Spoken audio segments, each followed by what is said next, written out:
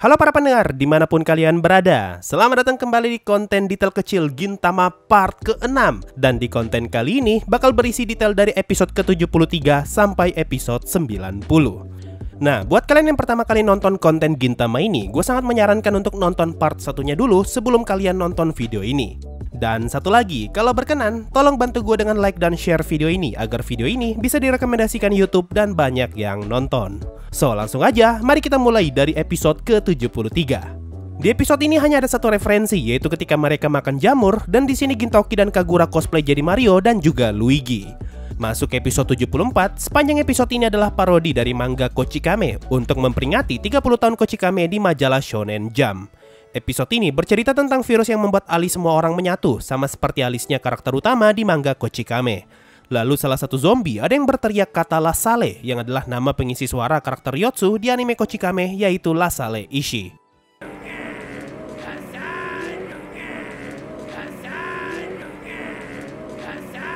Nama virus yang menyerang di episode ini diberi nama Ryotu, yang adalah permainan kata dari nama Ryotsu yang merupakan karakter utama di manga Kochikame.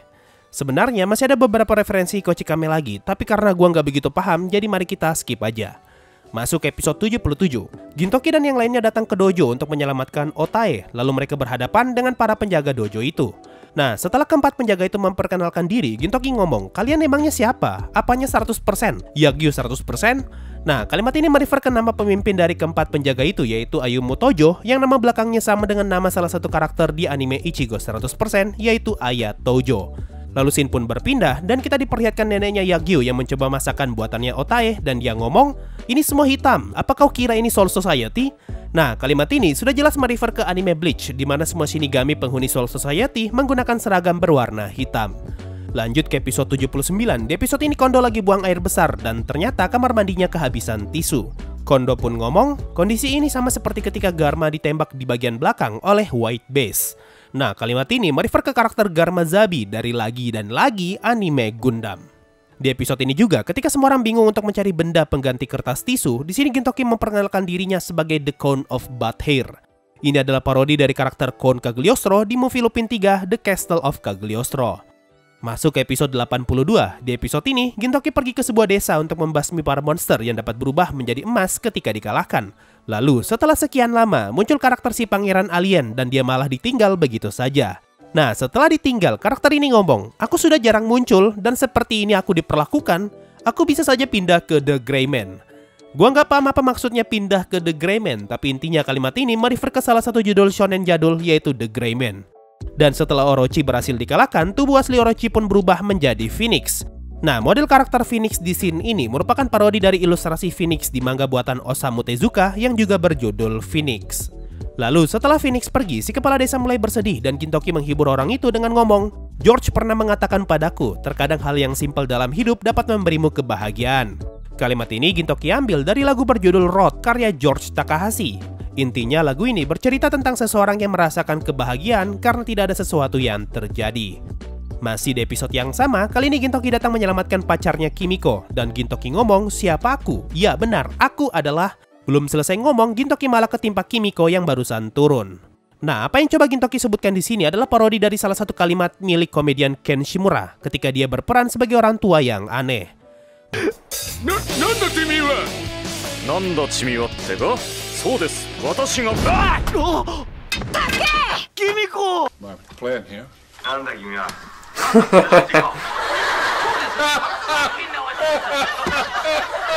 Masuk ke episode 83. Di sini Yagyu diminta untuk sementara ikut menjadi wanita pekerja di klubnya Otae. Lalu si penjaganya Yagyu ngomong, "Sebaiknya kita kembali atau kita akan melewatkan Hachikuro." Ini adalah singkatan dari anime berjudul Honey and Clover. Gua pernah nonton anime ini dan endingnya lumayan bikin nyesek. Beberapa saat kemudian, 4 orang berhasil terkumpul untuk membantu klub itu. Dan Gintoki ngomong, ini sudah seperti Speed atau Momousu atau apalah itu. Nah, kata Momousu adalah singkatan untuk grup musik perempuan yaitu Morning Musume. Dan kalau kalian lihat gambar ini, sekilas pakaian mereka terlihat mirip dengan yang digunakan 2 orang paling kiri.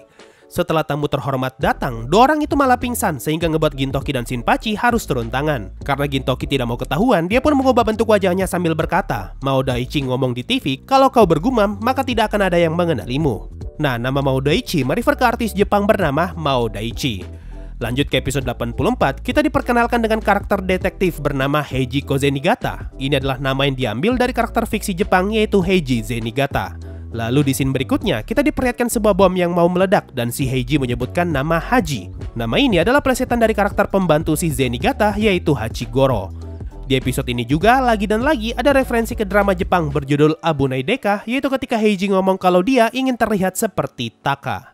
Di sini juga Kagura menggunakan baju yang mirip dengan baju yang dipakai karakter di manga Cat Eye. Dan setelah itu Gintoki menyebutkan nama Cobra dari Space Cobra dan muncul gambar ini. Nah, kalimat ini merefer ke karakter utama dari manga jadul berjudul Cobra. Lanjut ke episode 85, kali ini Gintoki mencoba menenangkan Heiji yang lagi muntah sambil ngomong, mau itu kamus Amuro apa bedanya? Nah, nama Amuro merefer ke karakter utama di anime Gundam pertama yaitu Amuro Ray. Masuk ke pertengahan episode, di sini mereka lagi berlari sekuat tenaga untuk menghindari perangkap yang ada di belakang. Sambil berlari, Gintoki ngomong kalau dia tidak bisa menggunakan telinganya untuk terbang. Nah, kalimat ini merefer ke karakter Disney yaitu Dumbo, seekor gajah yang bisa terbang dengan menggunakan telinganya.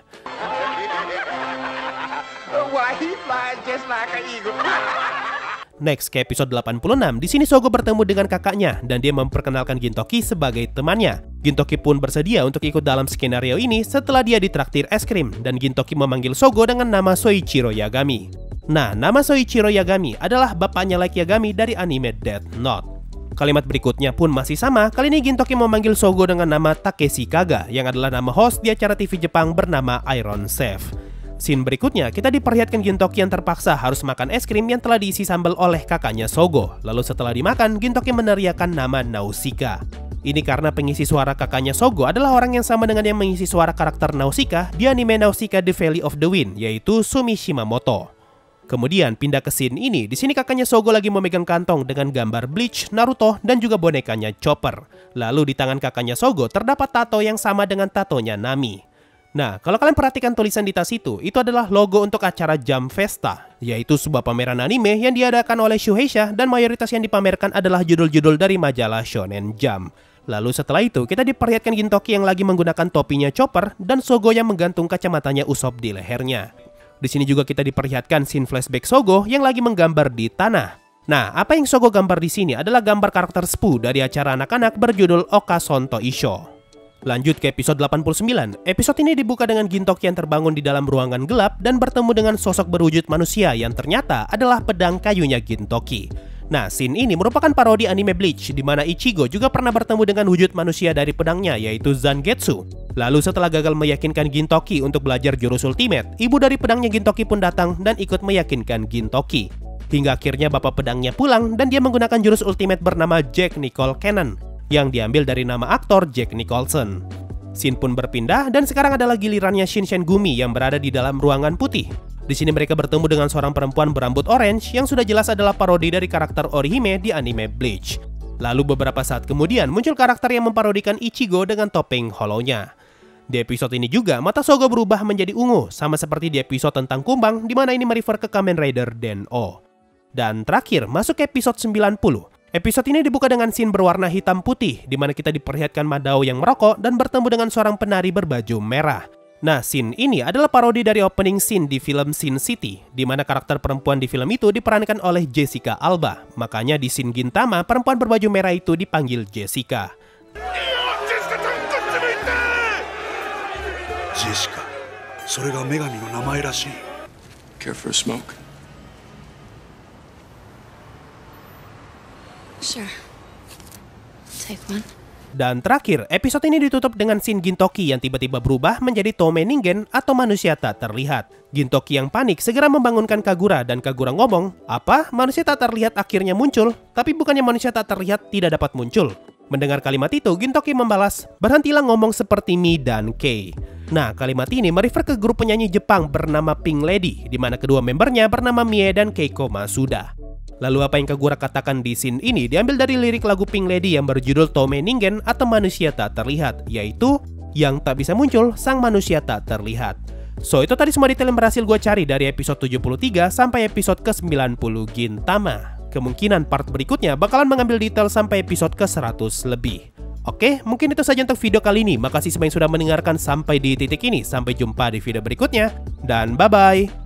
Gua nggak tahu kapan video ini bakalan naik, tapi setidaknya video ini dibuat pada bulan Mei 2022. So, gue ucapkan terima kasih banyak untuk para petualang Adamantite di bulan Mei ini, yaitu Excel Staderlin, AFK_Mode, dan Fadil. Terima kasih semua yang sudah